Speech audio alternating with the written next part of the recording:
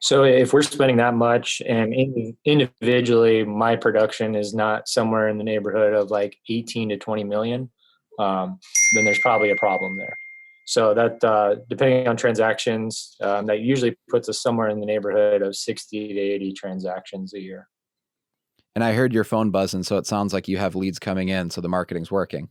Yeah, I don't know how to turn that off. This is the Platform Marketing Show, where we interview the most creative and ambitious real estate agents in the country, dissect their local marketing strategy, and get the behind the scenes scoop on how they're generating listing leads and warm referrals. We'll dive into the specifics of what marketing campaigns are working for them, how much they're spending on those campaigns, and figure out how they have perfected what we call the platform marketing strategy.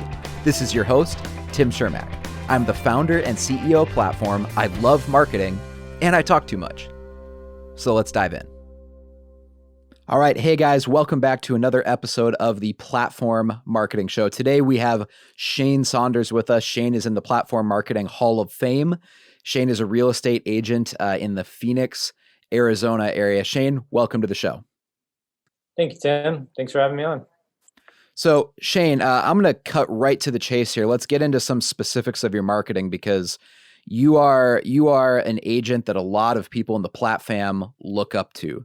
Everyone talks about your video campaigns and your business growth and the way that you follow up with leads and the way that you've structured your business with creative use of ISAs and showing assistants and all that. So we'll have a lot to talk about today. And I think today is going to be a very, very practical episode for those looking for next steps to how to grow their business. So let's just dive right into this. And I want to ask you a couple questions about where things are at right now. So Shane, how much do you spend every month on your Facebook ads budget? What's the actual dollar amount that you're typically putting into advertising?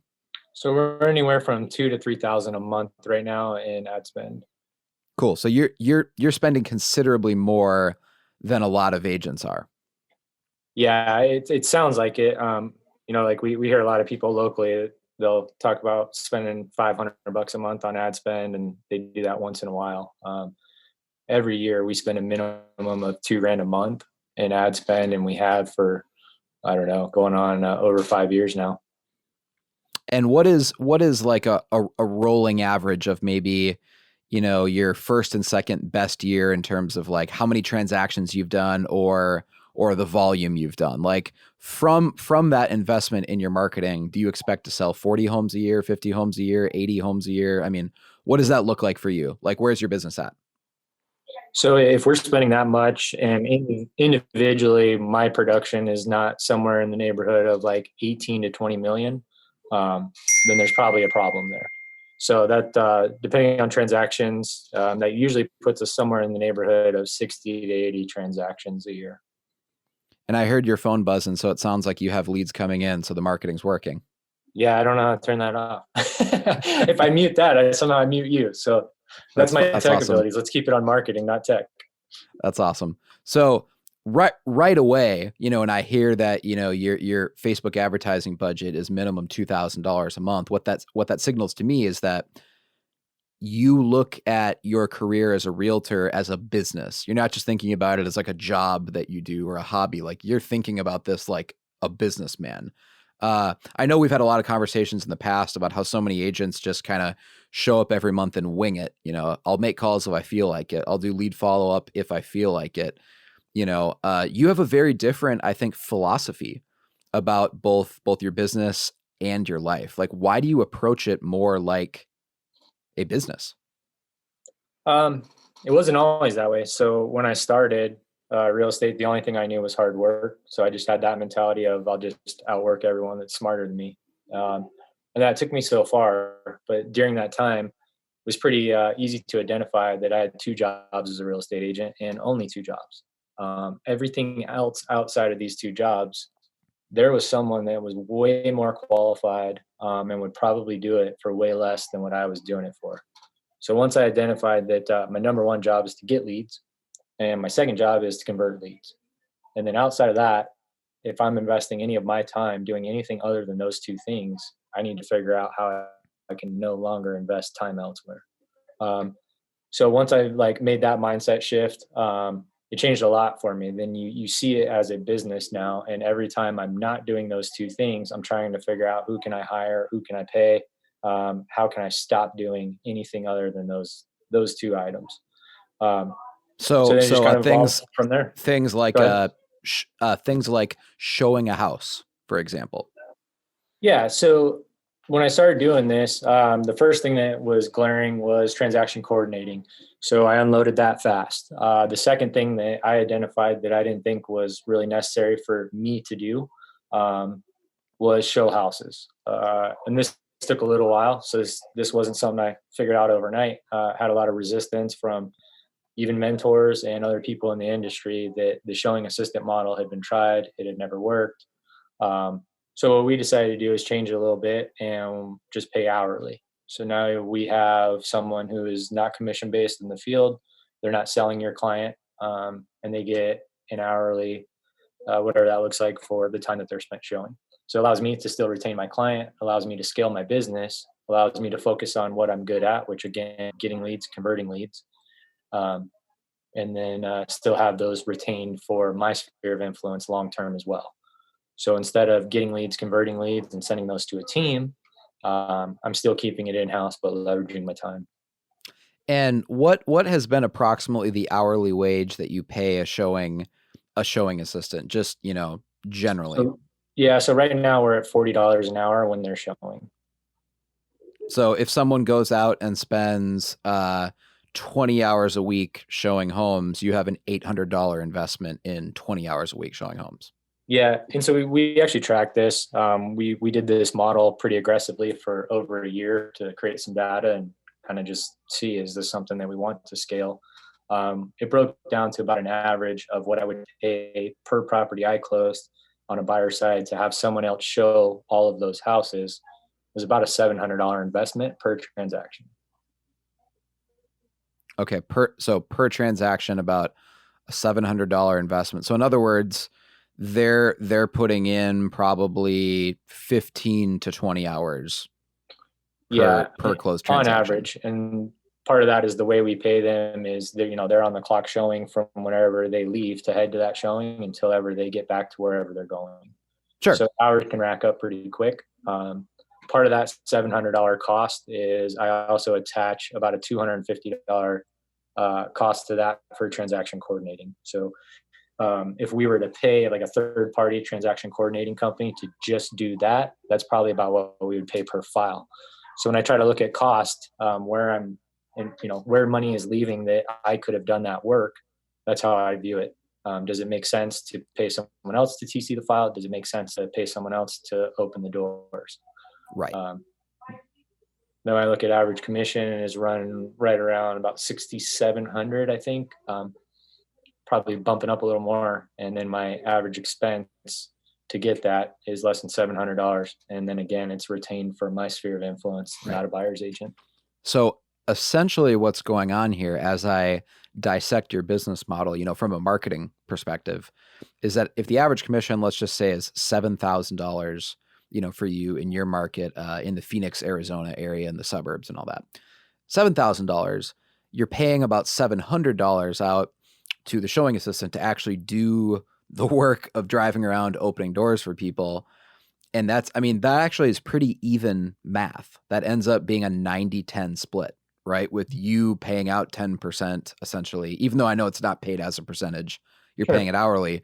But if you look at the average, it ends up being a 90-10 split, where you're still keeping 90% of the gross commission, when so many people are obsessed with building teams now. And often the teams are a 50-50 split or a 60-40 or 70-30. And it makes it very difficult to justify investing in all that marketing and converting those leads when so much is being paid out to a buyer's agent. Because if you think of it from the buyer's agent perspective, they're not going to be super excited to grow with you and stay with you if the best that they'll ever do is making 50, 60, or 70%.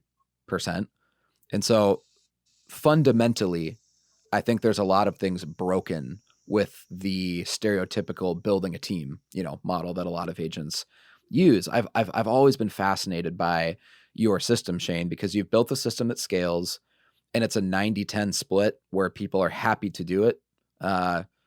because everyone's getting paid well, and you're especially getting paid well because you're keeping 90% when a lot of people building a team and attempting to scale are getting a fraction of that. So like the math just makes sense. It does. I mean, I think the other thing that people will maybe overlook, and a reason why a lot of people don't take this on, is you're paying those. You have that expense before you ever have a closing. Right. So it's Right. like you said, it's the difference of, are you a real estate agent or are you a business owner? If you're a business owner, you're going to have payroll before you get paid. That's how most businesses operate. Your employees get paid first, the owner eats last. So that's this inside of real estate, which I've learned is not the mentality that most realtors have. They only want to pay people once they've been paid. Yeah, they want to like eliminate all risk. Where someone like you, Right. someone like you think of it as like, well, if I have to get an operating line of credit for $5,000-$10,000 just to float myself until closing, like that's fine because that's a tiny price to pay for having the scale of a 90-10 split Yeah. at scale, right? Yeah. So the other thing too that I think people overlook, the 90-10 is one thing, right? The biggest thing for me wasn't even about how it calculated so much on that initial transaction. It's I spent the time to cultivate, work the lead, convert the lead. I don't want their referrals going somewhere else.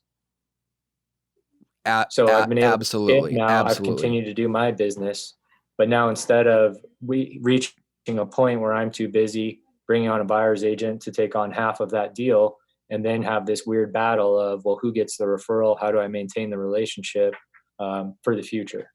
Right. So Because that's why I never, like, a if traditional that team buyer's model has agent, never really made a ton of sense to me. yeah, We've tried yeah. it at various levels. Um, it's an interesting model. I don't have a ton of answers on the traditional team model. We've got to a certain point where it seemed effective. But the reality is, the way I always get to is it becomes hard to justify the team leader's use of time. So if you actually look at what the team's producing for no future business of you, so that's the other thing. I don't care what team structure it's. I've seen, you hear people say all the time that, no, when my team member leaves, I take their sphere of influence. I don't believe that to be true because I've seen it not to be true. Yeah, that's So you think not about how it it this works. way: when you have a traditional team structure, you have a team member that your only way to extract value from them as the owner is that transactional basis. Seems a little flawed. That's not a mutually reciprocal relationship. So it's always thought there was a different way, and we're still experimenting with it. But I can tell you the most effective way I found to continue to scale a business long term is this showing assistant model. Admin, our payroll gets pretty high. So when I say we're doing 60, 80 transactions, that showing assistant made a lot of money that year. My admin staff did pretty well that year, but it allowed me continue to grow, cultivate leads. Um, yep. Well, I mean that gives you the time freedom, right? Because in the old model, which is building a team and often having a 60-40 split or 50-50, if they get really good as an agent, which you hope they do, right? Like the whole point is that they become a better buyer's agent. Eventually they'll leave. And as you said, they're going to take that sphere with them. You can have anything in writing that you want, but at the end of the day, it boils down to if those clients are more loyal to that buyer's agent that's actually spent FaceTime with them in the car driving around, it doesn't matter what's on paper. They'll be loyal to that person. If they leave to go to another team or another brokerage, they're not loyal to you. They're loyal to whoever they're emotionally loyal to, and a piece of paper or a contract is not going to change that, right? Because you're obviously not going to sue them over it. It's not worth Yeah. actually I mean, I think. challenging. Go ahead. Sorry, Tim. I was talking over you. I said, it's not worth challenging that. You can have all the contracts in the world, but if all those buyer clients are loyal to your buyer's agent and then they leave, they will take all of that sphere of influence with them. And that's what I think is magical about your model, Shane, is that you're kind of capturing the best of both worlds. You're hiring someone out to do the kind of dull, boring, mundane, lower value work of just driving around opening doors, but they're still loyal to you as the realtor because you make it clear to them that you're going to negotiate the offer, you are the strategic advisor. This person is just here essentially to open the door and let you in to, to see homes. So my question, Shane, is this frees up a lot of time for you, obviously, because you're not spending 40 hours a week driving buyers around like so many other agents do. So I certainly see the benefit of it creating a better lifestyle for you and your family. But how do you ensure that the clients are loyal to you and not this showing assistant who's driving them around? So pretty glad you asked. Because that's a lot of the feedback I get when people inside real estate industry know kind of how we run that's always the first question is, how do you know that they're not going to take the client? All the things that come up with the scarcity mindset.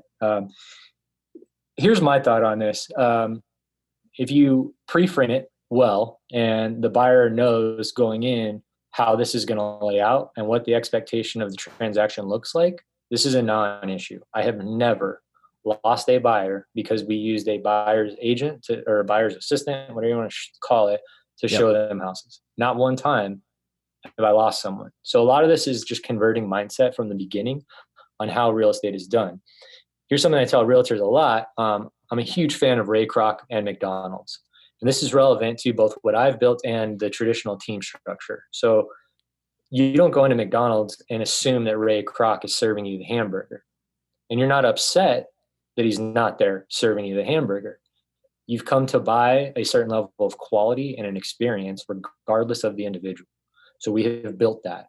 We control everything very, very well so that what the client has is the experience. They don't have Shane, but they have the same level of experience and customer service that Shane brings, and that's what they're actually buying into. Now, the other thing about that, if you take that same McDonald's concept and you transfer it to the traditional team model that we just talked about, this would be like owning McDonald's and you are too busy. So then you send them down the street to Burger King, but you ask Burger King to pay you a referral fee. Over time, what happens to McDonald's business? Well, a lot could happen. Burger King may prove to have better quality. So now you have intentionally given your customers over to a different company. I view this the same way as a buyer's agent. They might be on my team today. They might be on my team 10 years from now, but I'm still sending business down the street. There's no other way to look at it. If I generate the business and I voluntarily give it to someone else, I'm giving business away. Doesn't really matter how much they're giving me back. It is business that has left me. I took the time to generate. So that's always how I see it. How can I keep all my business here and not have it go anywhere? So yes, it can come up that if you're passing off somewhat traditionally would be fundamental core aspects of what a realtor does based on the public eye. The public opinion of a realtor is they show houses.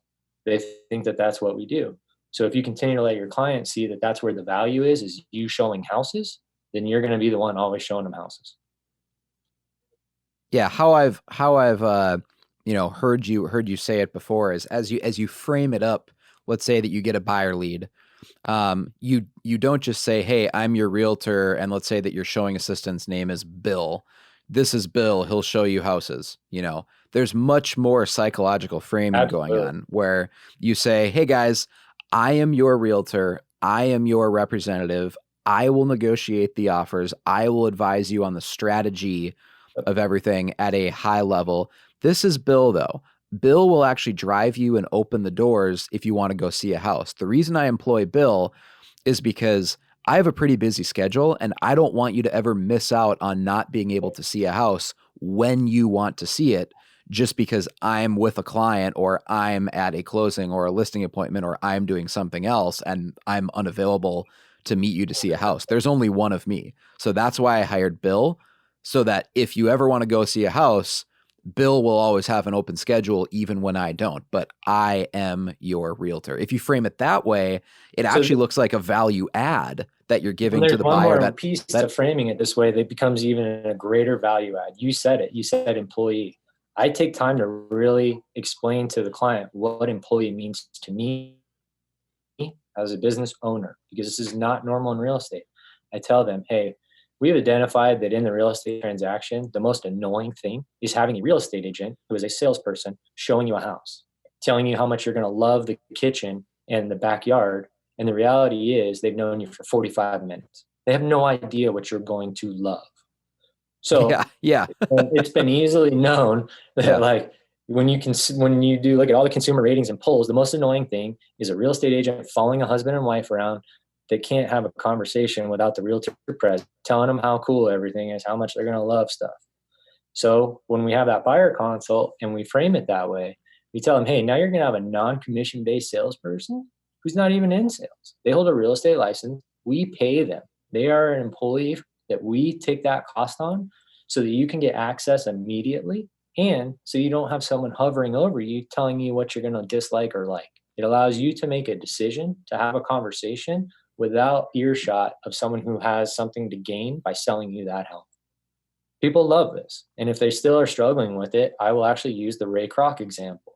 And everybody gets it. Like, I can't stress that enough. I've had so much resistance. I've heard every which way of why this won't work. You'll lose your clients.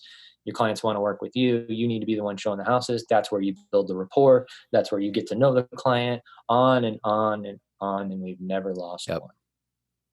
I think the proof is in the numbers, Shane, that you said you would consider it a failure if in any given year, based on what you're investing in marketing, if you were not closing 18 to 20 million, that you would consider it a failure. Like, that's how well this is working for you. And I want everyone listening to this podcast to realize that when Shane says the goal is that, they close 18 to 20 million, that this is in a market where a lot of homes are 250,000, 300,000.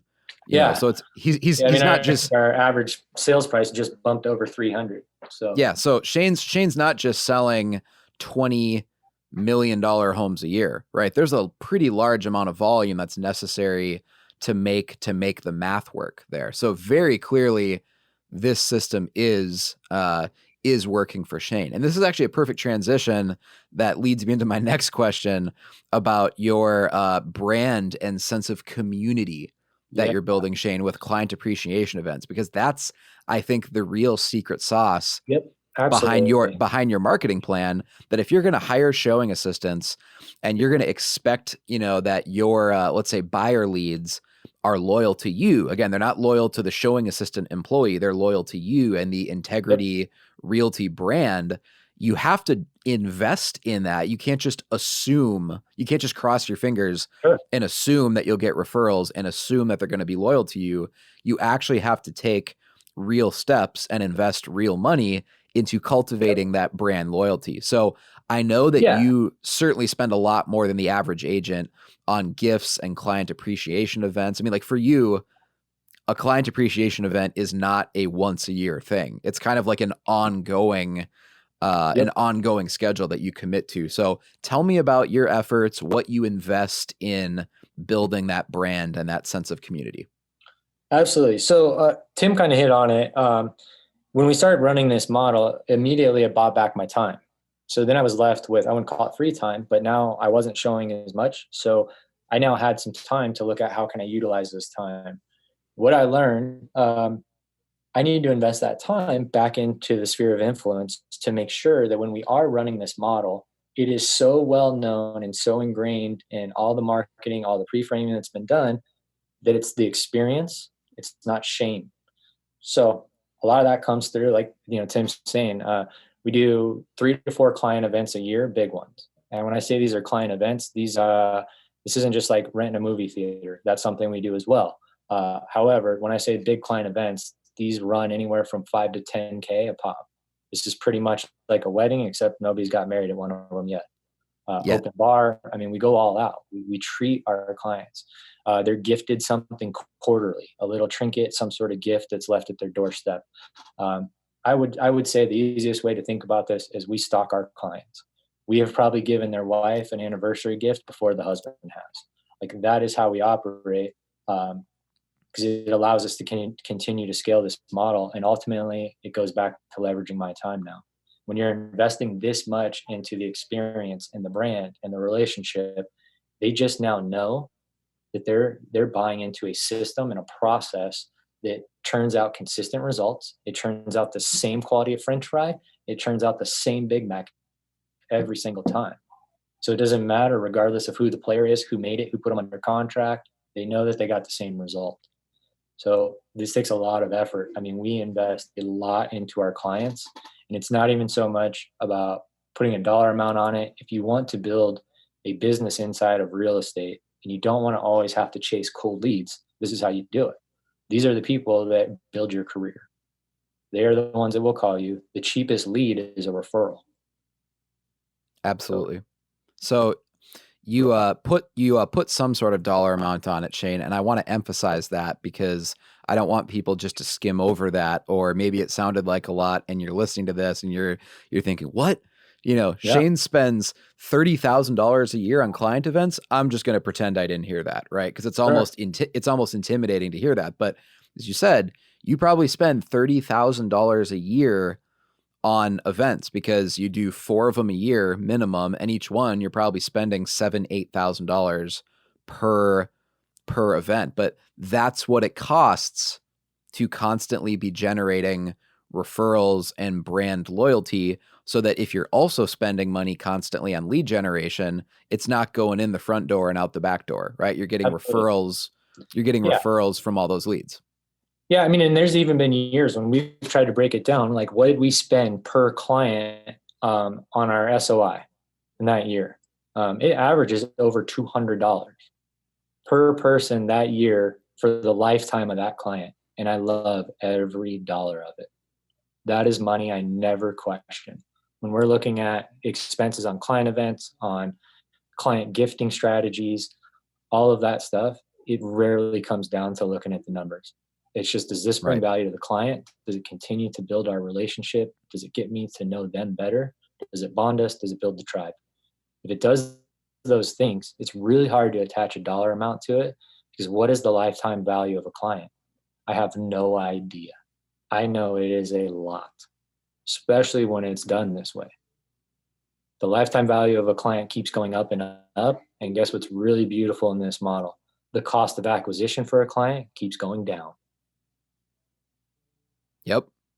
Yep. So as we discuss this, I always like to assign a specific dollar amount to something that normally would be qualitative, right? Because people think about your sphere and getting referrals as kind of like, well, that's the icing on the cake, and hopefully I get a lot of referrals, but I can't really quantify it, so I'm not really gonna, pursue that as a strategy, right? Because if you can't measure it, you can't you can't manage it, and blah blah blah blah blah, right? So let's actually assign some specific numbers to this. You spend about $30,000 a year on client events. What are actually like some specific examples of the type of events that you've done, Shane? Like, what are your number 1 or number 2 favorite events you've done that seem to be the most best received?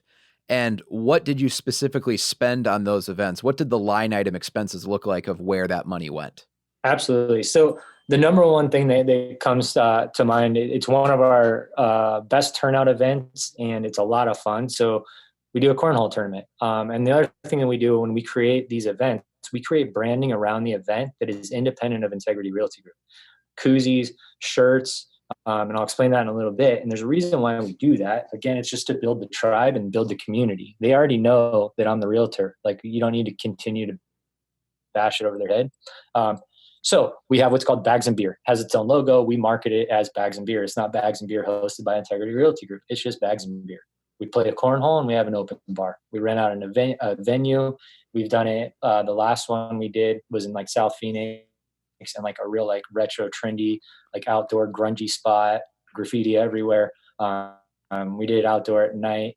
We had dancing, live music, open bar, taco cart. So you asked about line item expenses. That's usually what it looks like. You have venue, you have food, you have alcohol.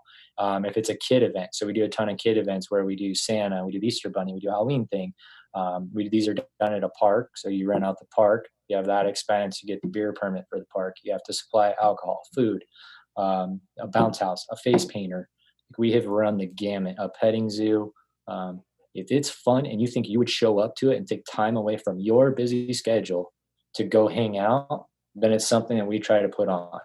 If they feel obligated to go because I'm their real estate agent, they're never going to show up. You have to build an environment where they actually want to be there, where they are shelving other stuff on their schedule to go hang out with you. Once you get to that point, you've really built the tribe.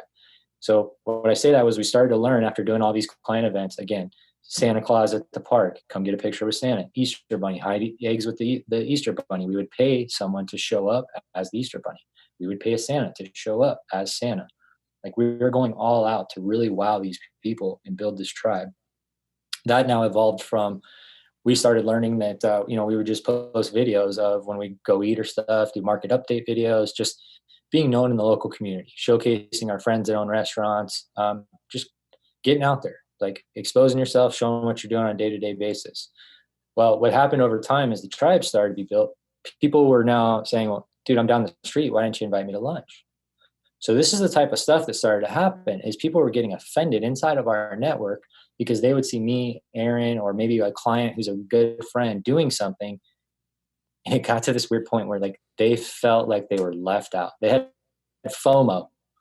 Like they had like fear of missing out. It was crazy. So then we started doing brews and booze. So this concept is we load up on a Friday night in a party bus, any client that wants to show up, and we go visit like 3 local bars. Yeah. And we do a quick little like, hey, we're at this local spot. This is a cool spot. So we're showcasing a little bit in the community. And the last one we did, we had 15 clients on a party bus.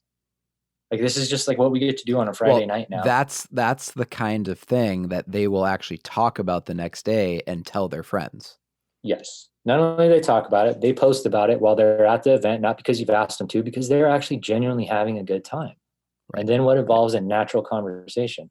Like, hey, looks like you're having a blast last night. Who are you out with? Oh, that was out with my buddy Shane. Well, I don't know Shane. Like, we've been friends. Who's Shane?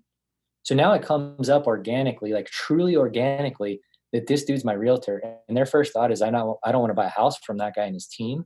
I just want to get into their SOI so I can get invited to the client events, all of the gifting, and go have some fun for free. Yep.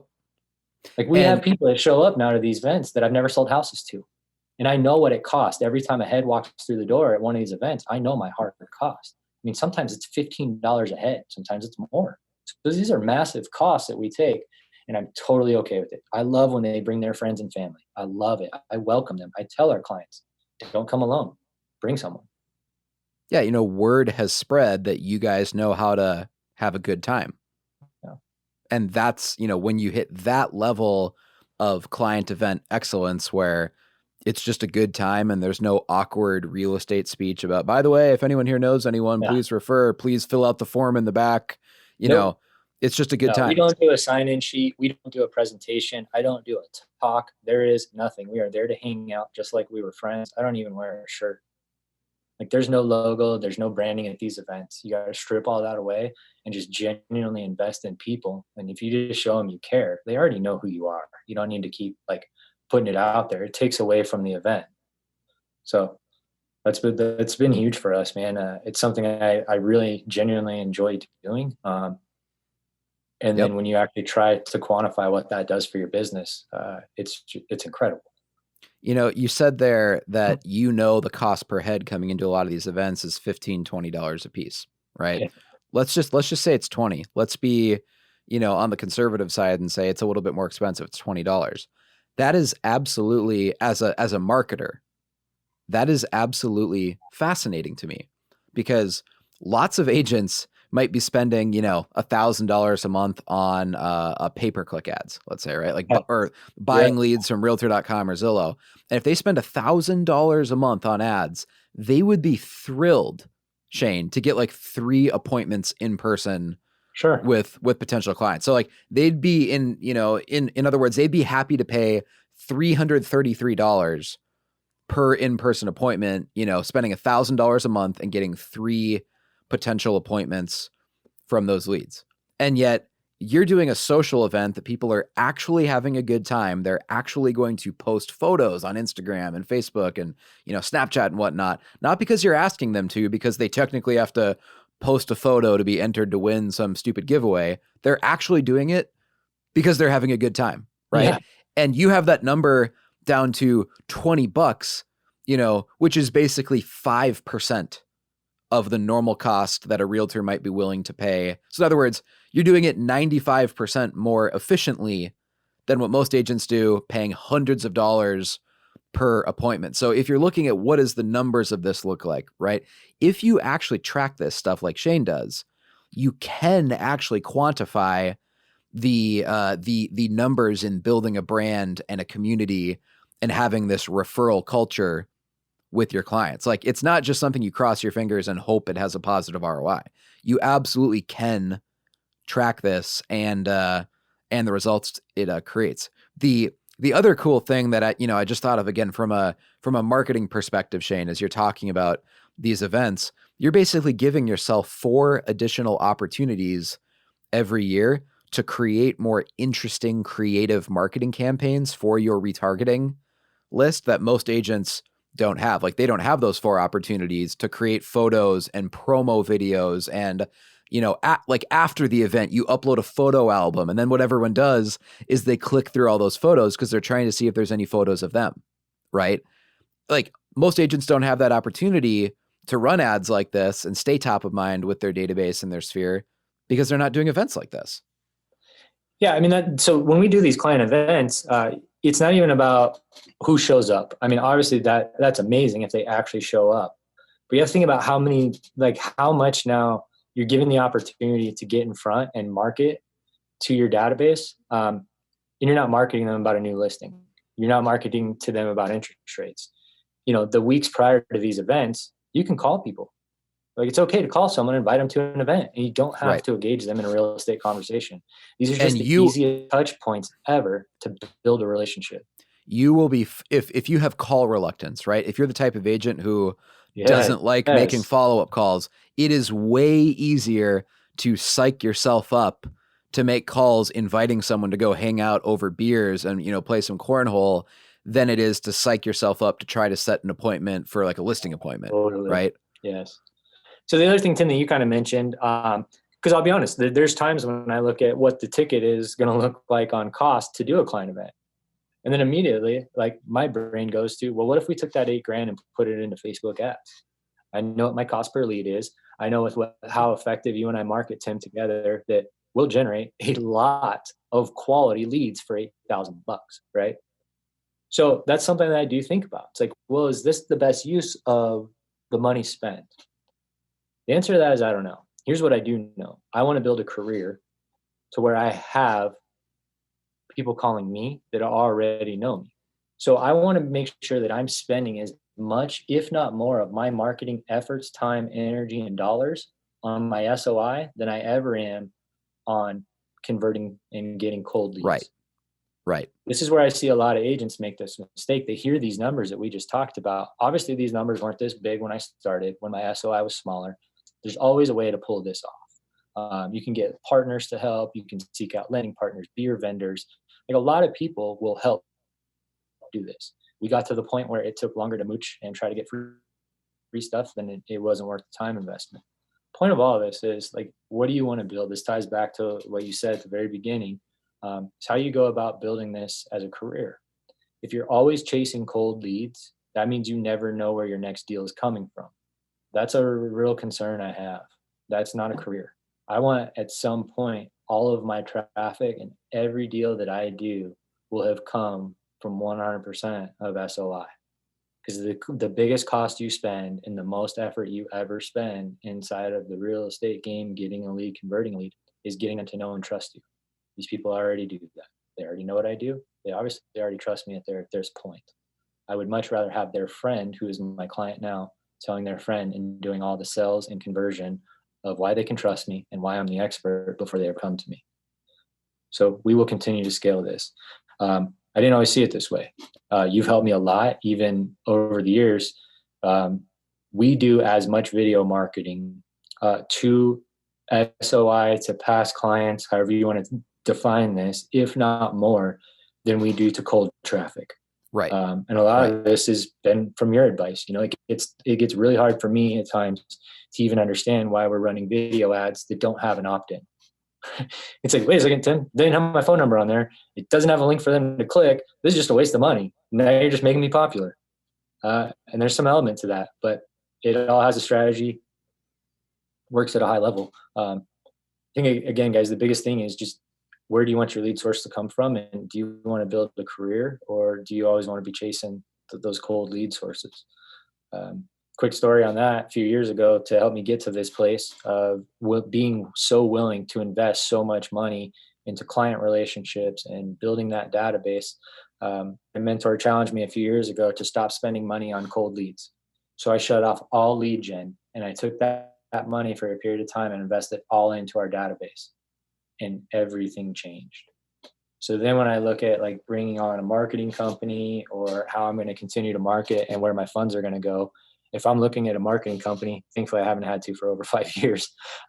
But if I am, and there's a lot of conversation on how many leads they're going to give me and how often, and no conversation around how to get the fourth and fifth, sixth deal from that lead, it's not a marketing company for me. So I think this is where a lot of agents really go wrong. They get so focused on getting that new lead, getting that name and number, email, someone that didn't know who they were yesterday, and they leave a lot of these people behind. Yeah, at the end of the day, you're either building some equity in your business or you're constantly renting other people's attention, right? It's just like buying a house. You're either paying rent to someone or you're building equity in your own house. And if you're paying to generate leads and those leads aren't staying in your database and then referring more people to you, it's kind of just a churn and burn operation where they're going in the front door, out the back, and you can be a real estate agent and you can preach all you want about buy your house and build equity for yourself. But if you're not doing that in your own business, it's kind of hypocritical. So Shane, I know that your business is obviously very successful now. You've built this brand, you've built this community, you get referrals all the time. Your clients rave about you because maybe you never even showed them a house. I'm sure there's been times that someone closed on a house and they never even met you in person, and like you negotiated their offer, and then they saw you for the first time at an actual Integrity client event. So clearly what you're doing is working if you're selling 18 to 20 million plus in annual sales volume. Clearly what you're doing is working. But I know that your real estate career wasn't always sunshine and rainbows. So walk me through how you became a real estate agent, because I know there's a crazy story here that involves short sales and foreclosures and shotguns and some real heartbreak. So how did you get into real estate? Long story. I'll try to make it as short as I can here. I got into real estate. I was basically working in construction. We were doing basically furnishing and building schools. So we were buying first house together with my wife. We weren't married yet at the time. She brought a realtor to help us purchase our first home, and the wheels fell off. So we were young kids, didn't make much money. Showed up to the closing table, found out about an HOA that we didn't know. It was $140 a month. Our payment was about $600 higher than what we were told originally. Wait, what? And so we still closed on the house. Fast forward a few months from that point, we get a letter in the mail about a balloon payment. Again, I have no knowledge. I'm not in real estate. We assumed that our realtor was just looking out for some young kids trying to buy their first house and start a life. So my naivete led me there and get a balloon payment letter in the mail. Basically, it says that we owe $43,000 in the next 90 days, or we go into foreclosure. So my wife and I are at a point now in our lives then where we don't have 43 grand, and there is no way in hell, short of robbing a bank, that we're going to come up with it in 90 days. So I was already pretty upset from the way the purchase went down, on how it was handled, the position that I felt we were put in. There was some experience and someone that cared. We should have never been in. So you got to closing table. Let me just be clear here. You got to the closing table, and what the agent had told you what the monthly expenses would be were actually off by over $700 a month. Yeah. So this is, back in 08 to like 10 era when, everyone could get a loan. It just, it didn't matter how ugly that loan would look in the end. Like, you were always going to close. So that's what they did. They tacked on a balloon payment. They bumped rate a ton, all the dirty stuff, like all the ugly stuff that they used to do in lending. They did it all. Waived the appraisal because it wouldn't have appraised at the time. So it was an interesting time. Through that, I learned. But I remember when we signed at the closing table, at that time, it was line 701 on the HUD. Closing document used to be called the HUD for all the newbies. Um, so I was working in construction. This was in the summer, probably about 120 that day, and frustrated. Like I just told you the story. We don't really have a choice at this point. We're going to lose our earnest money if we choose to cancel. It's every dollar that we've had. And So when you say it was 120 that day, I also just want to clarify. Shane lives in Arizona, so I'm assuming he's talking about the temperature in Fahrenheit. Yeah, so it was 120 degrees. We were working inside of a building with no AC all day. Probably lost 15 pounds. I was not in a good place anyway, and then we found all that out. So I remember thinking in that moment, I looked at line 702 and I saw what my realtor got paid. And I enrolled in real estate school right after that.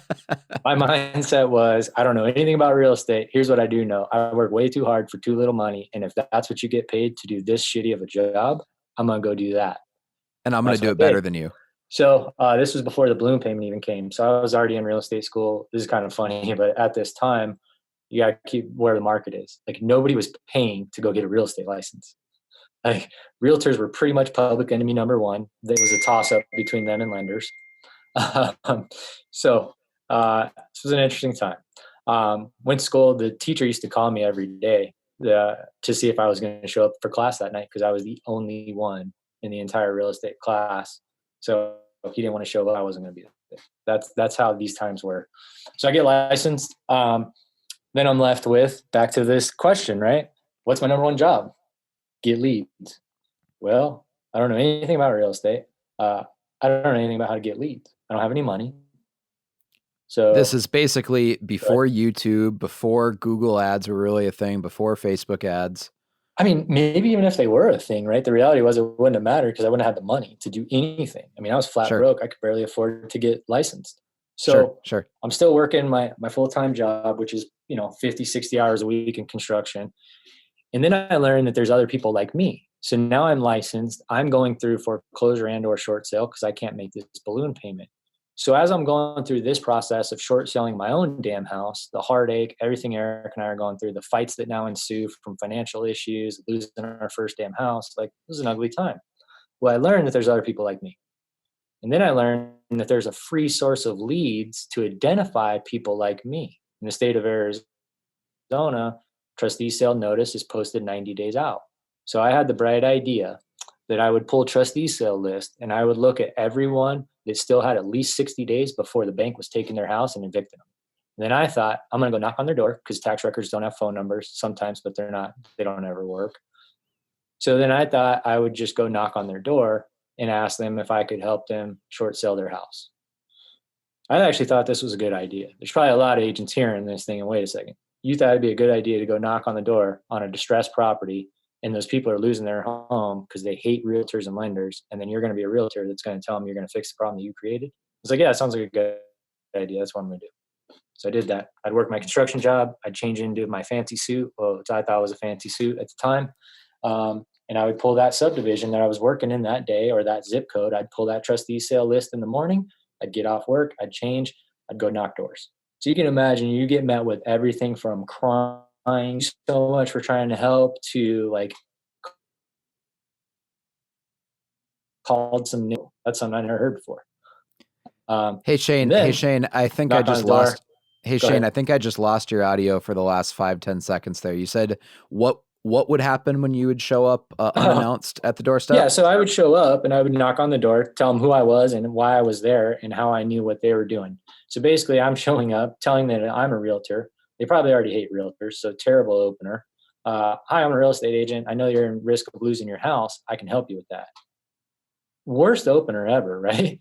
Because they're losing their house because a realtor put them there. And now I'm the realtor telling them I can fix the problem that we created. But I didn't know what else to do. And I didn't really have any mentor. I had no one helping me. I didn't have anyone to really tell me this was a terrible idea. I just identified it as a lead source, and it worked. It was exhausting. I learned a lot very fast. And I learned a lot on how to care about people, to actually see a closing through and why this matters. So I thought I got into it for money, right? Like I told you that story. I saw how much he got paid on the HUD and I went and got a real estate license. Working through these short sales, it was neat. I got to help people. Started to build my listing pipeline. People are starting to wonder, how's this dude got all these listings? He just got licensed and they're all short sales. Sure. Then I knocked on a door and surprised, it was a Thursday night. I'll never forget. Construction guy. He looks like me, right? Like same type of truck. Like I'm like, this is my people. This one's gonna go well. Like I can help this guy. He probably hates realtors. I'm not a typical realtor. Like I've rolled my sleeves up. You know what I mean? Like at most houses, I'd show up in suit and tie. This one, I undid the tie and rolled my sleeves up. I wanted this guy to see my tattoos. I'm like, I can relate to this guy. He's super nice. To me, he opens the door and tell him who I am. I get through my 30-second intro, which is about 27 seconds too long for anyone in sales. And then he says, hold on. And he leaves the door cracked a little bit. I can't see. He walks back and I heard it. And it took me a second to realize what I heard. And then as soon as it registered, I ran. I jumped in my truck and got the hell out of there just in time to see in the rearview mirror what I heard was confirmed. That dude ratcheted a pump shotgun. I don't know if that guy was going to shoot me or not. Maybe it was to intimidate me, but it didn't matter. Because in that moment, I realized there has got to be a better way to generate leads. So that's how I started doing this. That was my perspective on what's required and how hard you should have to work to get a lead. Never mind to even the point where you get to talk to them and try to convert them. I was willing to knock on doors for people that were losing their homes in the most stressful point in their lives, arguably, and tell them that I was the guy that could help fix it when I was the guy in their mind that put them there. So you learn a lot fast. Yeah, I'm sure that, experiences like that probably have shaped your business philosophy to this day on why you invest so much money on the back end, keeping a lead and keeping them happy to ensure future referrals because of, how much energy and money, you invested to get a lead in the first place, right? Like, the real value of a lead, and you're certainly not just gonna, leave them alone and chase the next shiny lead when you worked that hard to get a lead in the first place. Because I think a lot of agents, especially today, if they don't have those formative experiences of door knocking people about to, lose their homes in the short sale foreclosure process, if that's not the emotional energy that they associate with acquiring a lead, it makes perfect sense that they don't really spend a lot on client appreciation events and quarterly gifts and, building an actual relationship with their sphere because they take it for granted. Absolutely. I think at this moment in time, there's 43,000 licensed real estate agents in Maricopa County. Like, I'll say that again. There's 43,000. That means at any moment in time, no matter where you are at in Maricopa County, you can throw a rock and it will land on a realtor. So I take the mindset of every time that I get a client, I'm lucky. They chose me.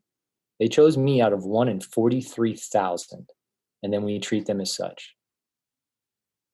I treat them and I frame it in my mind and my team's mind when we service them that we should just be grateful that we get the opportunity to serve. Because there's 42,999 agents that didn't get the opportunity. Yep.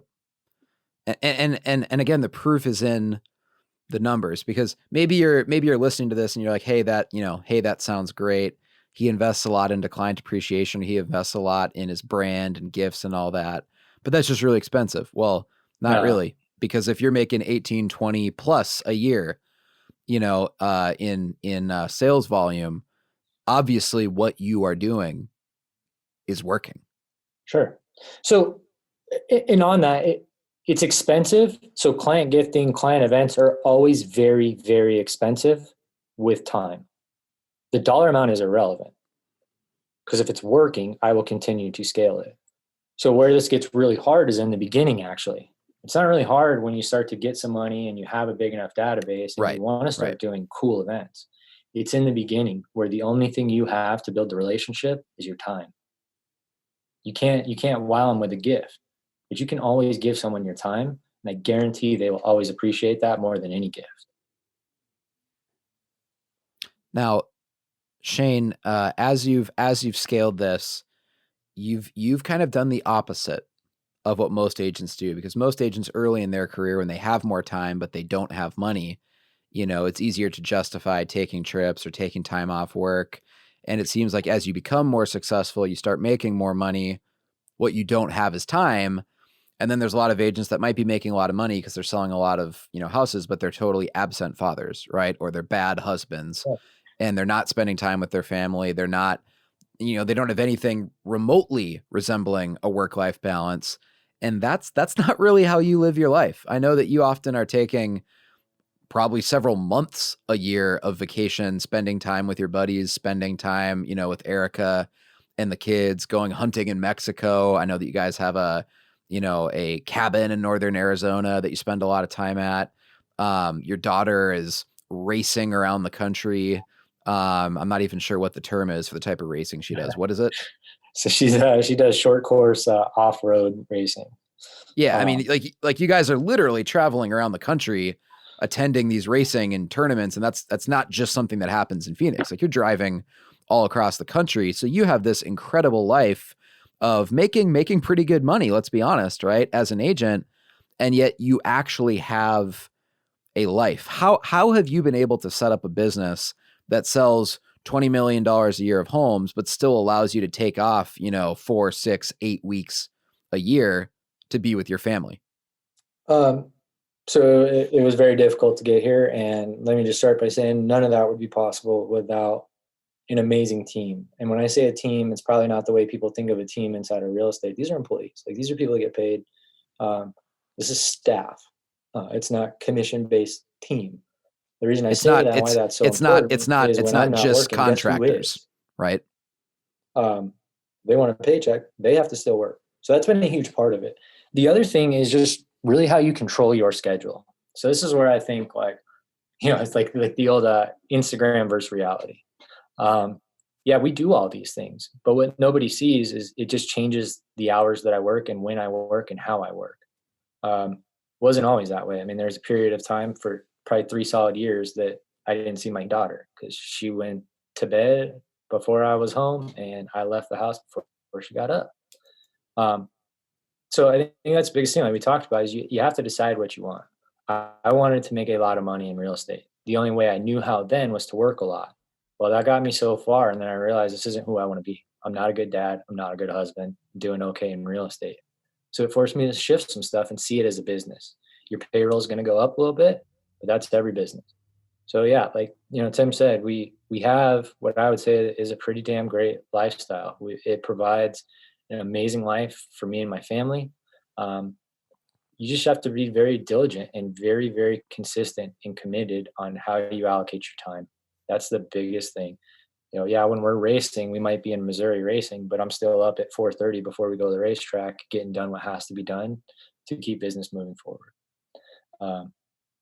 So it's kind of a long answer there, but yeah, I mean, real estate, if done well, and I would say I'm just learning even in the last few years, someone to kind of show me how to build a business from day one, that once you get to that point, you can still make money and you don't always have to be there.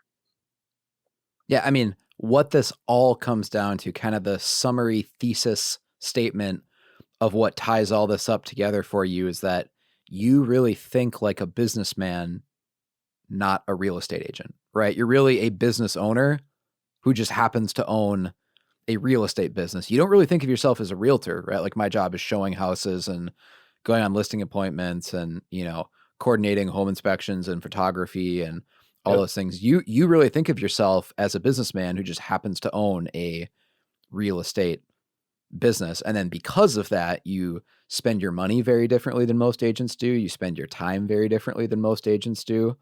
You structure your business very differently than most agents do, because you see yourself as the Ray Kroc owning a McDonald's empire. Doesn't mean Ray's in the back flipping burgers or serving customers, at the cash register, but he makes the whole system work. Shane, just give me a couple examples of trips you've taken with either you, your family, or Aaron Alvarez, the lender I know that you do a lot of work with. What are some fun trips or experiences you've had in just the last year or two? I think the biggest one that really stands out, Tim, is for 2 years in a row, Aaron and I went down to Mexico. We leased a large ranch down there to hunt on. And not the fact that we were able to get the opportunity, right? Like that was an opportunity we didn't have 10 years ago because for a lot of reasons, we didn't have the connections, we didn't have the financial capacity to do something like that. But it wasn't even that. It was the fact that I was down there for 10 days with a sat phone only. You couldn't contact me. There was one person in the world that could reach me, and it was my wife. And we didn't have a disruption in business for 10 solid days. That to me was like the first time, like, man, what I've actually built here is working, and it's working at a high level. I was completely off the grid for 10 days. We put deals in escrow. The machine kept going. Um, so that's the one that stands out. Like the trip, yeah, I was like, that's great, right? Like we can all buy some memories and buy experiences. But that just really hit home, and it was just validation for me. Like this is working. It's heading in the right direction. I don't know too many real estate agents that can be off grid for 10 days, one, without having a freaking panic attack, and two, not have a disruption in business. Like I've always joked, you want to see a realtor squirm, grab their cell phone. Yep, absolutely. So you've built a business that exists independent of you. Yeah, I mean, it's right there. Like I won't say that if I stopped working tomorrow that there wouldn't be a reduction in income, but we are absolutely headed in the right direction. Just the way we've now learned to market, really just trying to take myself out of the equation and really just make sure that we're marketing towards an experience, a value, and just what we bring to the table as a brand, not as an individual. You know, Shane, the last thing that I want to talk about real quick here is you're in the Platform Marketing Hall of Fame. And what that means is that of all the real estate agents across the country that have ever joined the platform marketing program, you are in like the top of that pyramid of agents who have had success with the system and acted as kind of a model for everyone else. So share with us real quick, what has your relationship been working with platform marketing? How long have you worked with platform marketing? And how do you see, like, what is the role of platform in your business, and how has it helped you achieve your goals? Like, how does platform fit into your whole story? So I'll try to make this quick for you, Tim. So I came to Platform in December of 15. Tim and I think we're on each other's radar on some level. We've kind of done some marketing events probably together, cross paths in the past. So it's not, I wouldn't say we knew each other, knew of each other maybe. I was at a point in my career where I was doing a ton of flips and investment stuff. I was getting burned out on it. I kept always thinking in the back of my mind, I'm only as good as the market. Like I knew I was damn good, but as soon as the market shifts, these guys will pack up and they go to the next market. I've seen it. So I saw that coming. It's probably about a year out, and I realized I need to build more of a traditional real estate business where I control my destiny. I control my leads. So I reached out to Tim. I was going to a lot of the same marketing conferences it looked like he was going to, just to learn how to market, how to run funnels, how to run ads, heavily invested. And, at that time, dude, it was Lead Pages. I don't even know if Lead Pages is still around, but, every type of software, Kajabi, Lead Pages, that turned into ClickFunnels, had some success doing it, but it was so much time to build, launch the ads, create the sales copy. And then the worst part was I was always launching blind, meaning I had no case study. I had no proof. I was spending my money to test. So I knew this wasn't going to work very long. Had a quick conversation with Tim, learned a little bit about what he had going with a few realtors across the country. There wasn't many at the time. I said, okay, cool. Let's launch this, man. I need some feedback. I need to kind of know how to make this shift now to a traditional real estate agent and get out there. And it just kind of rolled from there, man. I would say in the beginning, it was back to the same, I don't know anything other than work. As you saw it, like I was working a lot. It probably wasn't all that effective at times. But you learn fast, man. It was just trial by fire. And then, having platform, that was the biggest thing for me. The value add in the beginning, Tim, was just, I had some confidence knowing that if I'm throwing my dollars at an ad, it's probably going to get me some leads. Just because of your experience, you have other agents and other markets that are testing stuff. So it's been huge, man. I mean, whether it was platform or some other system, I was seeking something. And then this just clicked for me. I think just because of the biggest emphasis on relationship building. I hate using the term building a brand because I think the way you and I view is what building a brand means is a little different than what most people would Sure. say. Sure. Like I don't think either of you I spent much time working on a logo from Fiverr. That's not the brand we're talking about. Um, so it took some time and just a ton of effort, and then just being very conscious and strategic with the type of content you're putting out there. And it requires help, man. Like I can't create all these ideas on my own. So having you guys come in and help. I mean, as we were getting on this call today, I think both of us realized that we're rolling into year 6. Yeah, that's actually Great. crazy. Like put that in perspective, guys. Like for anyone listening to this as an agent, show me any kind of a marketing MSA, whatever you want to call it, agreement inside real estate that has lasted that long. And I'll just say it, like Tim may get upset here. Platform's not cheap. The monthly service, this ain't buying some Zillow leads at a small chunk. Like this is not a cheap service. I will say that I've never regretted what I've spent in a given month for the service, but you got to utilize it. If you're not out there grinding and working the leads, it's going to be really hard to justify the investment. So again, I mean, long story, but it's been huge for us. I was at a point where I was going to have to figure out a way to generate my own leads, and I had no real knowledge of how to do that effectively. And it was clutch, man. Like we came together at a good point, and haven't had to look back. I do investment deals, and I work for hedge funds when I choose to, not because I have to pay my bills. Shane, where was your business at in terms of like annual sales volume before platform? If now we know it's like 18 to 20 million a year or more, like what was that number before you joined the platform program? Well, so this comes up a little bit, and I got to explain a little bit. So before platform, production was still pretty good. I would say probably 13 to 17 million was about what I was averaging in the 2 to 3 years prior. However, what I think is really relevant, you couldn't say that there was a gap between the 13 million to the 20 million. And you could say that came from traditional business, which then you could say was a result of learning how to market and working with platform. That's not actually what happened. I went cold turkey. I literally called every one of my investor clients. I was working with one of the largest hedge funds in the state for acquisitions. Like I always could write an offer at any given moment with the opportunity to get a paycheck. And I shut it all off overnight. We stopped writing offers. I had a full-time employee that wrote 50 to 60 offers a week. That's all she did was write offers. So you have to think when that stopped, my income stopped. I mean, literally at that time, had I not figured out a different way to generate business, when I stopped all the investment stuff, I'd be lucky to scrape out $1.5 million, 2 million in sales volume in a given year. So I don't know how you want to quantify that. So The way I kind of look at this is the day I turned off the investor pipeline and decided I wasn't going to be that guy anymore, I was broke. You were essentially starting scratch. Over. Yeah. My wife was freaked out.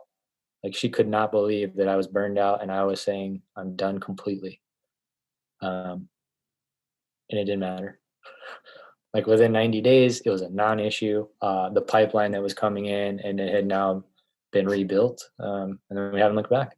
Don't really do investment deals. So you basically have, I mean, just rebirthed yourself, started from scratch, and then, joined the platform program, worked your ass off, and now you're 18, 20 million a year, probably taking 4, 6, 8 weeks off a year. So you're making money and you still have a life, which I think is the important thing. Yeah. I mean, and I look back at this a lot, Tim, because I'm like, man, I was looking at conversion. I was looking at Boomtown. I was looking at a lot of the other services. Some were a little more, some were a lot less. I think what it really just came back to is I really felt like that with what I was trying to build and the direction I was trying to go, I needed a lot more than just leads coming in the door, right? Like I needed some overarching strategy on how to actually like build a business here. I just didn't need Zillow pumping me leads. Like I need to figure out how to market to actually like build relationships and do lead conversion through marketing instead of always on the phone and through email.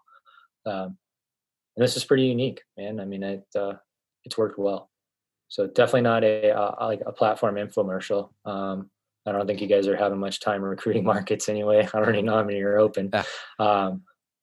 But I mean, it was a huge investment at the time, man. Like, I'll be honest, when we committed to working together, I told you then, I said, I can commit to paying for this for 6 months. If it don't generate some business, I'm out.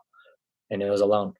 Like, I took out a loan to pay Tim and pay for ads, just with the gamble that this would work. I gave myself 6 months, gave platform 6 months to prove itself. And here we are. That's awesome. Shane, the last question I'll ask you is, if someone's listening to this podcast right now, and maybe this is like the first time they've ever even heard of Platform because a friend told them about it or whatever. Sure.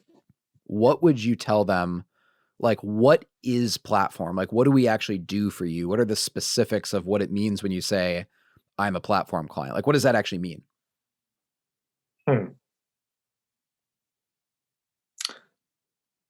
Well, let me put it this way to a lot of realtors, because I think they'll get where this is going. Inside the real estate industry, a lot of lenders and title companies will have business development reps or business development managers. So this is the person that goes out and tries to take realtors to lunch and ball games to get their business. I would say Platform is my business development manager. This is a partnership. It's not a paid marketing company that I just pay to market and then they give me leads in return for what I pay them. There's services out there everywhere that do that. So it's a little hard to quantify, but I think that's really how I would view this. It's more of a business development manager relationship. You guys know with no contract that I'm not going to keep paying you every month if I'm not getting results. So it forces you to be tied into my business a little more than just this overarching, like, we're going to launch a homes list ad. Here you go. Good luck. Here's how you close leads. Have fun with that. I think all the agents inside a Platform would probably say that that's really what the sweet spot is. There's fancier CRMs. There's other ways to get leads coming in. There's something else going on here that it's really hard to quantify, to be honest. We call it the Plat Fam for outsiders. Like, that's the group that we call ourselves, of agents that are inside Platform around the country. Been a part of a ton of masterminds for a long period of time. This is business. Tim and I have butt heads. Tim and I will butt heads again, and we're still here doing this. Like, every one of these people that we're around genuinely care. And it sounds like fruity and woo-woo, right? But like, it matters. It's a weird environment, Tim. It's hard to really quantify it to someone that hasn't been to a mastermind, that doesn't just see how many people are actually cheerleading. No one shares a market, so everyone can just cheerlead for each other. Like, it's been interesting, man. It's been very, very different. I never thought that it would last this long. Like, you see lead gen services, they come and go, right? They serve their purpose. So this is definitely not that. Yeah, it's not a pay-per-click company. It's not a lead gen company. Platform isn't a coaching program or just a mastermind either. It's kind of none of the above and all of the above. Yeah, at the same time. And you mentioned something real quick that I want to touch on too. You said everyone's in their own market. Why does that make Platform unique? Oh man. For the biggest reason for me, and I wouldn't say I have to worry about competition, because I think there's a lot of other lead generation services that they really use that as a value add. Like, oh, you'll be the only person in this zip code. The reality is, for most markets, at least in my market, I could have 4 other Platform agents in Maricopa County, and I would probably still dominate them. So there's some sauce there, right? Like, I'm not going to say Platform doesn't help, but when you only have one agent per market, now the beauty in this is, one, I don't have to worry about competing against another agent. There's no scarcity mindset. So now when we roll into these masterminds and these group of people that are in the same paid service, we can share best practices. And everybody wants to execute on those best practices, because it allows all of us to learn and grow. When you're sharing Zillow zip codes in a market, it gets a little tough. Even with people that have the most abundant mindset, the reality is you still feel like you're in competition a little bit. So I think that's huge. And I will say, Tim, too, you're one of the few marketing services that I've seen that when they say one agent per market, it's not one agent gets these type of leads. It's not one agent gets these type of leads in this one city. It's one agent per market. Like, we have Maricopa County. It's one of the biggest markets in the country. And Tim has always held to that. So I think that, to me, where I'm at currently, this probably changes for a new agent that just got into Platform. But but that's the continued value add as the years go by. In the beginning, it was helping me get leads. It was helping me even convert some of those leads. Like you guys provided some knowledge there. Now it's no longer that. It's how do we continue on a business level? And I still get that out of platform. So it seems like the conversation continues to shift, but we continue to grow. So. Yeah. And I mean, we've had several kind of business conversations and calls, and even helped you build the handyman business on the side. That, I mean, now is that doing about $1 million a year in volume? Looks like this year we will. So I guess let's talk about that for a minute. That's probably a whole nother podcast episode. But it's relevant to marketing. So what we learned, short end of it is what I learned through what we had built through platform and how fast we had built the way we market. I took that to a different industry, and we got results inside of that industry even faster. Same methodology. So like you had said earlier, I try not to label myself as a real estate agent because I think that puts you in a very, very small box. So I am very intentional. I don't tell people I'm a realtor. I just refuse to say that. If you ask me what I do, you will never hear me say I'm a realtor because it's not what I do. So I think like just little keys like that, you see things differently. And you talked about the platform family, right? Like the result of conversations inside of masterminds and working the system allowed me to see an avenue to disrupt an industry and then go into that industry and take market share fast. And we did that. So it ties back to your question of like, why are you still here basically in platform after all this time? You said it a little more eloquently, but that's what we're really asking. Why are you still here? Yeah. I mean, it's hard to quantify, but that's why. Like those are ideas, those are skill sets that I don't know come up if we don't have all of this. Like you said, it's not the coach, it's not coaching, it's not how to do videos, it's not when to do videos, it's not how to follow up, but it's all of it. So it's not any one thing, it's all of it combined. Then you jump in with the mastermind of different agents across the country. The other thing that I think is huge in this, Tim, and a lot of agents maybe not realize this, correct me if I'm wrong, but most of the platform team, they are not licensed realtors, nor have they ever been. This always appealed to me. Correct. As we just said, I don't want to be known as a real estate agent. So I don't want to pay a realtor to tell me how to market because I've only seen a few that I would ever trade places with. So that's been one of the beautiful things I've really seen about this too, is you guys see this from a different angle than most realtors see it from. And that works, cuts through a lot of noise. It allows us to be a little more unique in a marketplace, to run ads different than what a lot of people might see. It works. Cool, man. Well, I'll have to have you on again for another podcast episode because I'm sure there's a lot of people listening to this when I kind of teased it with saying, oh, yeah, and by the way, he started a side business that now makes $1 million a year in gross sales that they're probably like, wait, what? So we'll have to have you on for another podcast episode to discuss that. But Shane, thanks so much for coming on. And by the way, I'm going to officially ask you right now, do you want to speak at the Platform Mastermind later this year? I would love to. Yeah. If you can give me an hour of stage time, man, I got a presentation, a little keynote that I used to deliver, that I have delivered over the years. I would love to, man. It's a good time for me, and I think the room would get some value out of it. All right, awesome. So for those listening to this, if you're in the platform marketing program right now, it sounds like we just booked Shane to speak at our mastermind event later this year. So Shane, thanks so much. Let's connect again for another. Hold on. I got to say something real quick now. Yeah. This would be the first time, Tim, and the only time that you have given me a heads up to speak at a mastermind. Fair enough. I like it. I'm going to actually be prepared this time. Shane always finds his way on stage, but it's usually me telling him like a minute before, hey, I want you to go up and talk about this. Hey, Tim, I just want to say thank you to you, man. I appreciate you having me on, and never mind on a platform level, but it's just, I think it's worth repeating, man. It's odd in this industry, regardless of how the relationship evolved, what the relationship is for anybody inside of the real estate industry to work together for this amount of time. It says a lot, man. So, and again, I know I'm not the easiest person. We've butt heads, and dude, it's always been what you thought was best for my business. And I appreciate that, man. Like, you built an incredible team, and the agents you guys have around, you're very selective on who you let into the fold, and it shows. All right, man. Thank you for coming on the show. I hope this is valuable to everyone listening. And Shane, next time I'm in Phoenix, let's head up Santan Flats. Who's John Galt? All right. Thanks, man.